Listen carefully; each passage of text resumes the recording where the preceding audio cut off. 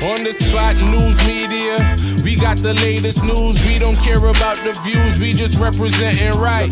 Put local news internationally every night. On the spot, wave that Jamaican flag from left to right. Let's get it right, y'all know the type. We ain't dealing with the hype. We make it take flight. Yeah, man, my viewers and subscribers, what a go on. A blessed and wonderful Monday evening to each and every person out there tuning into On The Spot News Media.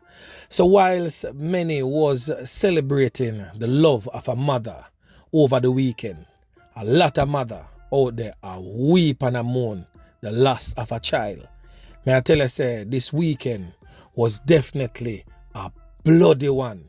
So my peeps, we have a few stories for share with you now. We're going to give you a quick rundown of most of the knockings and clappings that will go on right across the length and breadth of Jamaica over the weekend. It is a lot, you know. I would really love somebody grab a pen and a paper and just sit down and tick off how much loss of life On The Spot News Media talk about in this one blog here that go on over this one weekend here. And this is just to show you the state that Jamaica is presently in, and that people should not take it for a joke or take it for granted that Jamaica get vile and wicked as the days goes by. So listen. So as for Saturday's chain of events, I'm going to give you a real quick breakdown of everything we're going on right there. So. And then, of course, we're going to get into other detailed chain of events. We're going after that. So over there in the St. Catherine South Police Division, Bridgeport, Nagahead Bus Park, them get a one loss of life right there so. And then same place in the St. Catherine South Police Division also in Gregory Park, a place where them call Oklahoma Lane. Them get a loss of life and knockings and clappings that resulted in a loss of life and 2 counts of knockings and clappings where them people seriously injured in the hospital.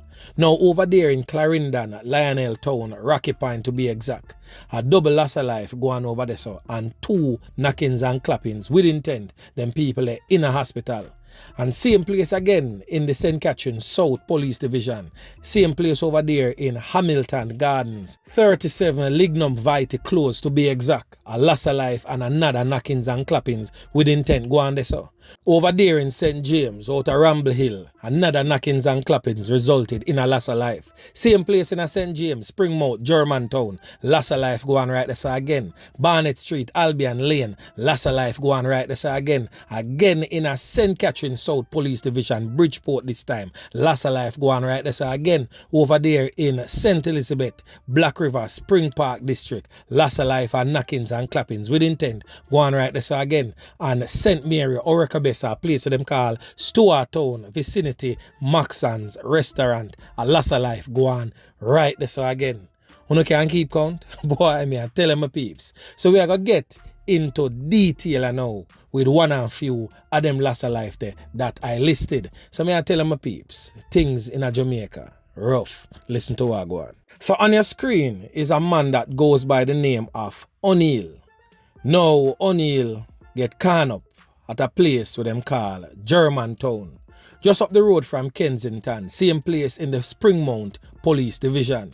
We don't get the full understanding as to why Oniel end up losing 3 points, but of course it was courtesy of the old dirty corner boy them nonetheless. So of course On The Spot News Media need to make some checks in the streets for try to figure out what really go on with Oniel and why the man them come near him food just like that. So watch this now, my peeps. On your screen, this brother here, them call him Bobby, come from over Ramble Hill in a Bogue, same place in a St. James. Sometimes I have to wonder how really I go on down in the western end of Jamaica there. Cause the man them just come name Bobby food to see him with just like that. Still no concrete nothing pan what really go on surrounding feed knockings and clappings. But when me check some comments more time under these postings, because this picture is definitely courtesy of It's a Blast. Now the man them no realize say life they out there for live. And them just live in a one little bubble in a them community. Them not have no farmer love, no farmer empathy towards each other. them lack exposure. And that is the reason why some of them live so. Because them literally live from one end of the lane to the next end of the lane. Them can't go nowhere, them don't know nowhere, and them just live for near each other food. Boy, may I tell you, the barbaricness of some of us as Jamaicans, it is definitely mind-boggling. Boy, may I tell you, my peeps. Anyway, make we move on. Now we are going to traverse the streets of Clarendon over there in Rocky Point, where it is presently tense at the moment, following the loss of life of 2 men in the community and the knockings and clappings and injuring of another 2 men in that same attack. Now the deceased men have been identified as 19-year-old Timar Hall, also known as Pele, and 32-year-old Tremaine Davis, also known as Naga, both fishermen of Rocky Point. Reports are that about 12:30 p.m., Hall and Davis were among a group of men sitting under a shed along Clay Lane in the community when 3 men emerged from a Toyota Corolla and fired at them. Tremaine Davis ended up losing 3 points, same place on the spot, while Hall lost 3 points whilst undergoing treatment. The police theorize that the attack stems from an ongoing feud and is a reprisal attack for the loss of life of another man last year. So investigation in that knockings and clappings definitely continues. Now we are going to talk about another incident. One that was not listed on that long list of atrocities, but definitely an atrocity nonetheless, that left 13 homeless following an arson attack over there in the Kingston Eastern Police Division, a community called Rockfort, where several families in that community have been displaced following an arson attack this morning. It has been reported that heavily armed men launched an attack about 3:45 a.m. this morning. It is also understood that a total of 13 persons from 4 different families have been affected. A total of 10 rooms were destroyed in the fire, and police is presently investigating the cause of all of this. Whole heap of knockings and clappings, may I tell you, go on out there. The man, they make it rain. And when time is a rain, we not talk about the showers of blessing, but indeed, some blessings was definitely unfolded because no one got hurt in that arson attack. So my peeps, make we move on. May I tell you, say, Jamaica, I go on, wassy. So over there now in St. Thomas, may I tell you, the municipality of that parish decides that them are going to tear down some old building where you don't know them want to fix up in a Morant Bay square there, so, and tear down some old building and refurbish some and put up some brand new structure, basically giving the Morant Bay capital of St. Thomas a facelift. And a gruesome discovery was made about 9 o'clock Sunday morning during the demolition exercise that was being carried out by a team from the St. Thomas Municipal Corporation. So according to police reports, that one set of remains was found in a coffin inside the building, and 2 other skulls were found elsewhere in the dilapidated structure, which was located right across from the Morant Bay police station. But the bizarre thing about this chain of events is that the structure is said to have been once used as a lodge building. So you know, say, we are talking about lodge, we are talking about Baphomet, we are talking about them type of people, the secret society. The same set of people them will call themselves Freemasons. I guess there are different names for different types and different organizations. We're not really too savvy and hold a little part of the work. But it is also said that all of them have one thing in common: human sacrifice. So I guess that coffin and them 2 skulls there is definitely because of such. So the caretaker, who was a former officer of the St. Thomas Fire Brigade for more than 30 years, who also declined to have his name published, said that he was aware that the building was due for demolition, but was very much surprised at the grisly discovery. He stated that he has been the caretaker for the property for about 3 years, and that is after the former caretaker lost his life.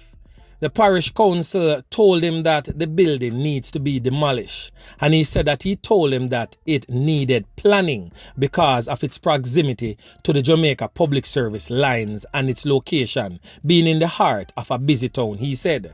Those sections of the building were not accessed by me given the state of the building and the fear that the building can collapse at any moment. So he basically said that he was served the notice for the building to be demolished and there was no occupants, so he did not decline. Hence the demolition of the building. An elderly resident who requested not to be named stated that she recalled 3 lodges operating from that space, 2 of which have been defunct from in the 1970s. The third, she said, was shut down about 7 years ago. So me peeps, the thing rough out a John shop there. So we are going to move over right now to the St. Mary Police Division, where the police are now searching for a man who allegedly clapped some can upon another man, leaving him lifeless during a dispute in the Stewart Town area of St. Mary. All of that go on Sunday morning. So the man who lose fame 3 points is known as 27-year-old Jermaine Barrington of a Stewart Town address.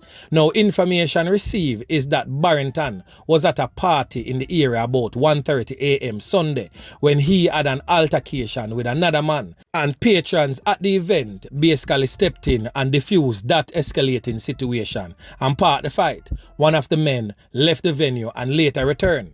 Further reports states that sometime later Barrington and the man became involved in a second dispute at the event, during which the latter, which is the man, pulled a firearm. Barrington reportedly received a portion of can-up wounds to his upper body. The attacker ended up fleeing the scene. So the wounded man was assisted to the hospital where he later pronounced you know what. So this loss of life definitely brings St. Mary to 18 as the country grapples with the upsurge of crime and violence. Boy, may I tell you, down at St. Mary there, decent rural parish where mostly farming and all kind of things go on over the years, where St. Mary never saw violence, so we don't know what go on. It seems as if a whole heap of youths and youth, the old dirty corner boy them from elsewhere, migrate, or the younger generation of the St. Mary population get violent just like the rest of Jamaica. So my peeps, I don't know, but this don't look good pan St. Mary, none at all. 18 loss of life since the start of the year. This time last year, St. Mary recorded only 1 loss of life. So we don't know what really are going on down there. St. Mary squadded them, step up on a game and start ClapWeh some people quick and fast. Yeah man, me I tell you. So anyway my peeps, remember to like, share, subscribe to the channel. Stay tuned to On The Spot News Media as I continue to bring you fresh news and updates in subsequent newscast. On The Spot News Media. Yeah man.